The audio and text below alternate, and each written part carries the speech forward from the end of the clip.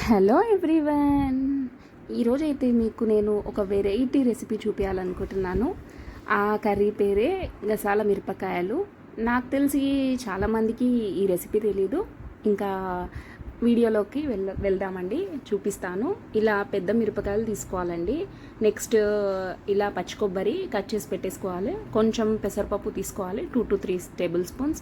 అలాగే main ingredient గసాలు 4 to 5 spoons తీసుకోవాలి. అలాగే వేయించిన పల్లీలు తీసుకోవాలి, 2 to 3 టేబుల్ స్పూన్స్. అలాగే 2 ఆనియన్స్ తీసుకోవాలి, ఇలా మీడియం సైజ్ ఆనియన్స్ తీసుకోవాలి. తీసుకున్న తర్వాత ఈ చిల్లీస్ అనేవి, గ్రీన్ చిల్లీస్ అనేవి అన్నీ ఇలా లావుగా ఉండాలన్నమాట. మనము మిర్చీలకు వేసుకుంటాం కదా, మిర్చి బజ్జీకి, అలా లావుగా ఉండాలన్నమాట. సో దట్ కారం ఎక్కువగా ఉండాయి. సో లోపల మనకి ఆ సీడ్స్ కూడా తీయాల్సిన అవసరం లేదు, ఎందుకంటే అంత స్పైసీ ఏమి ఉండవు ఇలా లావు మిరపకాయలు. సో చాలా పొడువుగా ఉంటే ఇలా 2 పీసెస్గా కట్ చేసుకోవాలి. లేకపోతే నార్మల్గా ఎక్కువ పొడుగా లేకపోతే ఇలా ఉంచేసుకుంటే సరిపోతుంది అనమాట. మిడిల్లోకి కట్ చేసి పెట్టేసుకోవాలన్నమాట. కట్ చేసి పెట్టేసుకున్న తర్వాత ఇంకా మనము ప్రాసెస్ స్టార్ట్ చేద్దాము. ప్యాన్ పెట్టేసుకొని ఇంకా ఆయిల్ వేసేసుకుందాము. ఈ రెసిపీ అయితే పక్కా ట్రై చేయండి. ఎంత కమ్మగా అంటే చాలా కమ్మగా ఉంటుంది. ఎందుకంటే దీనిలో మెయిన్ ఇంగ్రీడియంట్ గసాలు, అలాగే కొబ్బరి, పల్లీలు, ఇవన్నీ కూడా ఆ కమ్మదనం ఫ్లేవర్ ఉంటాయి కాబట్టి చాలా బాగుంటుంది. నాకు తెలిసి 95% ఎవ్వరికీ తెలీదు ఈ కర్రీ అనేది. సో మా మదర్ వాళ్ళ ఇంట్లో చేస్తారనమాట. సో ఈ రెసిపీ అయితే మీరు ఈ వీడియో చూసాకనైతే పక్కా ట్రై చేసి నాకు కామెంట్ సెక్షన్లో చెప్పండి ఎలా ఉందో. సో నేనైతే ప్యాన్ పెట్టుకొని ఆయిల్ వేసాను. ఆయిల్ వేసుకున్న తర్వాత పోపు దినుసులు వేసుకోవాలన్నమాట. సో ఇంకా ఆవాలు, జీలకర్ర అలా వేసుకోవాలి. అండ్ ఇంకా ఈ కర్రీ కూడా చాలా తొందరగానే అయిపోతుంది అనమాట. ప్రాసెస్ కూడా ఎక్కువ ఏముండదు. గ్రీన్ చిల్లీస్ అనేవి మనకి తొందరగానే వేగిపోతాయి కాబట్టి అవి వేగేలోపు మనము మిగిలిన ఇంగ్రీడియంట్స్ అన్నీ గ్రైండ్ చేసుకొని పెట్టేసుకుంటే సరిపోతుంది అనమాట. చాలా ఈజీ. సో ఈసారి అయితే ట్రై చేసి నాకైతే కామెంట్ సెక్షన్లో చెప్పండి ఈ కర్రీ ఎలా ఉందో. సో పోపు దినుసులు వేసేసుకొని, పసుపు వేసేసుకొని, నేను ఇంకా కొంచెం కరివేపాకు వేసుకున్నాను అనమాట. వేసుకున్న తర్వాత ఇంకా మనము కట్ చేసి పెట్టుకున్న గ్రీన్ చిల్లీస్ వేసేసుకోవాలి. ఈ పోపు అంతా వేయించుకున్న తర్వాత మనము కట్ చేసుకున్న గ్రీన్ చిల్లీస్ అయితే వేసుకోవాలన్నమాట. గ్రీన్ చిల్లీస్ కూడా మనము కొంచెం సాట్ చేస్తూ ఉండాలి మధ్యలో, ఎందుకంటే తొందరగా అవి మాడిపోతూ ఉంటాయి. సో నేనైతే ఇంకా గ్రీన్ చిల్లీస్ వేసేసిన తర్వాత ఇంకా మనమైతే ఒక్కసారి ఇలా కలిపేసుకోవాలి. కలిపేసుకున్న తర్వాత ఇంకా గ్రైండింగ్ ప్రాసెస్ ఉంటుంది మనకి. సో ఆ ప్రాసెస్కి వెళ్ళిపోవాలన్నమాట ఇది వేగిపోయేలోపు. సో ఇదైతే ఇలా అయితే ఒకసారి కలిపేసుకొని నేనైతే ఇంకా మిక్సీ జార్ తీసేసుకున్నాను అనమాట. మిక్సీ జార్ తీసేసుకొని ఇంకా 1 by 1 నేను అన్నీ చూపించాను కదా ఇంగ్రీడియంట్స్, అవన్నీ 1 by 1 వేసుకోవాలన్నమాట. ఫస్ట్ అయితే పచ్చి కొబ్బరి వేసేసుకున్నాను. పచ్చి కొబ్బరి ఒకసారి కడిగి పెట్టేసుకున్నాను అనమాట. సో ఒకసారి అయితే కడిగి పెట్టేసుకొని నేనైతే ఇంకా మిక్సీ జార్లో వేసేసాను. పచ్చి కొబ్బరి వేసేసిన తర్వాత నెక్స్ట్ గసాలు వేసేసుకున్నాను అనమాట. గసాలు అనేది మెయిన్ ఇంగ్రీడియంట్ కాబట్టి అదే ఎక్కువ పడుతుంది అనమాట క్వాంటిటీ. సో నెక్స్ట్ అయితే వేయించుకున్న పల్లీలు వేసేసుకున్నాను. వేసుకున్న తర్వాత కొంచెం సాల్ట్ అనమాట, కొంచెం సాల్ట్ వేసుకోవాలన్నమాట. దీంట్లో ఎంత పడుతుందో అంత చూసి వేసేసుకోవాలి. సో సాల్ట్ వేసుకున్న తర్వాత దీనైతే నేను గ్రైండ్ చేశాను అనమాట.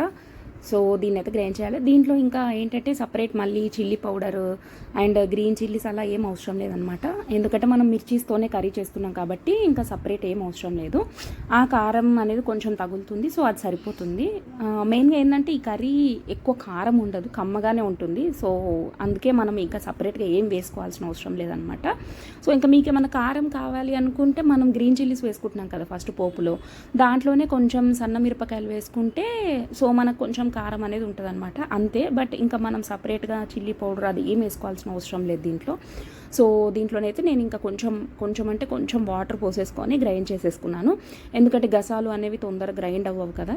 సో కొంచెం మనము గసాలు అనేవి మొత్తం గ్రైండ్ అయ్యేలాగా చూసుకోవాలి. లేకపోతే ఎందుకంటే కొంచెం చేదు వాసన వస్తుందన్నమాట. సో మంచిగా మెత్తగా పేస్ట్ అయ్యేలాగా చూసుకోవాలి మనము. సో ఇదైతే గ్రైండ్ అయిపోయింది. మనము ఇంకొకటి ఏంటంటే ఆనియన్స్ ఇప్పుడు నేను వేయలేదు. ఇది మొత్తం గ్రైండ్ అయిపోయిన తర్వాత అప్పుడు ఆనియన్స్ అనేవి చిన్న కట్ చేసుకోవాలి. చిన్న చిన్న కట్ చేసుకున్న తర్వాత ఒక్కసారి ఆన్ చేసి ఆఫ్ చేసేసేయాలి మిక్సీ, అంతే అనమాట. ఎందుకంటే కొంచెం కచ్చా పచ్చాగా ఉండాలన్నమాట ఆనియన్స్ అనేవి, అందుకే నేను ఇలా కొంచెం చిన్న చిన్నగా కట్ చేశాను. కట్ చేసిన తర్వాత ఈ గసాలు కొబ్బరి ఇదంతా పేస్ట్ అయింది కదా, ఆ పేస్ట్లో ఇవి వేస్తున్నాను అనమాట. ఇవి వేసి ఇప్పుడు ఒక్కసారి గ్రైండ్ చేసి ఆఫ్ చేసేస్తే ఇంకా మనకి అవి కచ్చా పచ్చాగా ఉంటాయి అనమాట. సో దట్ మనకి పేస్ట్ అనేది రెడీ అయిపోతుంది అనమాట. సో ఇలా అయితే నేను పీసెస్ చేసేసి ఇంకా గ్రైండ్ చేశాను అనమాట. ఒక్క 2 times తిప్పితే సరిపోతుందన్నమాట. ఎక్కువ స్మాష్ అయిపోయినా కూడా మనకు ఆనియన్ స్మెల్ అనేది వస్తుంది. సో ఎక్కువ స్మాష్ కూడా చేయాల్సిన అవసరం లేదు, అవి పీసెసే ఉండాలన్నమాట. సో ఇలా మీకు కనిపిస్తుందా, ఇలా పీసెసే ఉంటే మనకి కచ్చాపచ్చ టేస్ట్ ఉంటుంది. సో ఇదైతే పేస్ట్ రెడీ అయిపోయింది. నెక్స్ట్ మిరపకాయలు అయితే వేగిపోయిన తర్వాత దాంట్లోనైతే నేను పెసరపప్పు చెప్పాను కదా 3 tablespoons అలా, ఆ పెసరపప్పు అయితే వేసేసుకున్నాను అనమాట.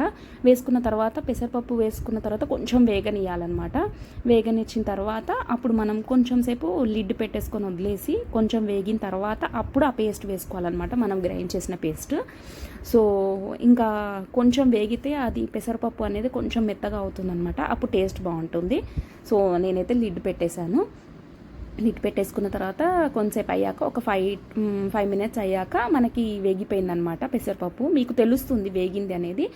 సో ఇలా వేగిన తర్వాత నేనైతే రెడీ చేసుకున్న పేస్ట్ అయితే దాంట్లో మిక్సీ జార్లో ఉన్న పేస్ట్ అంతా వేసేసాను అనమాట. వేసేసిన తర్వాత కొంచెం వాటర్, బాగా చిక్కగా ఉంటే కొంచెం వాటర్ పోసుకోవాలన్నమాట. కొంచెం చూసుకొని వేసేసుకుంటే సరిపోతుందన్నమాట వాటర్ అనేవి. సో ఇలా అయితే నేను వేసేసుకున్న తర్వాత కొంచెం వాటర్ పడితే అనిపించింది అనమాట. వాటర్ పడితే అనిపిస్తే వాటర్ కూడా వేసేసి నేనైతే మిక్స్ చేసేసుకున్న తర్వాత ఒకసారి మనము దగ్గర పడే వరకు చూసేసుకోవాలన్నమాట. దగ్గర పడే వరకు చూసేసుకున్న తర్వాత ఇంకా మనకైతే కర్రీ అయితే రెడీ అయిపోతుంది అనమాట. చాలా అంటే చాలా ఈజీ అండ్ చాలా చాలా కమ్మగా ఉంటుందన్నమాట. అన్నంలోకి చాలా బాగుంటుంది ఈ కర్రీ. అలాగే బియ్యం పిండి రొట్టె ఐడియా ఉంటే ఆ బియ్యం పిండి రొట్టెకైతే చాలా చాలా బాగుంటుంది అనమాట. పర్ఫెక్ట్ డిష్ ఫర్ బియ్యం పిండి రొట్టె అనమాట.